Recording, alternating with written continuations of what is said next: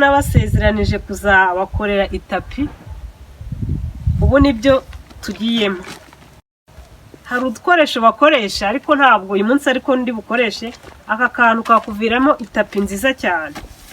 Ubu rero nibyo ngiye kubereka. Ushobora gukoresha udukoresho dutandukanye cyangwa se ugakoresha ikiganza, uvuga ngo ukagenda upimaho gutya. Iyo umaze gukora gutya, uba ufite n'umukasi, uhita ugakuramo n'aka ngaka ukagakata.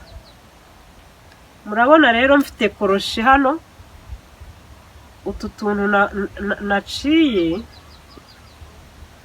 kugira ngo tudukoreshe. Aka kantu ushobora guhera ku mpande ushaka. Igihe utashushanije nzabereka n'utwo gushushanya. Noneho ukuntu bigenza, wenda reka mpere nk'aha ngaha. Ariko ndi kubona umuyaga umeze nabi, murabyihanganira. Icy'ingenzi murebe hano, urabona koroshi ndayifata, nshaka ahantu hano nyinyuzamo mw'utu tuntu tumeze gutya.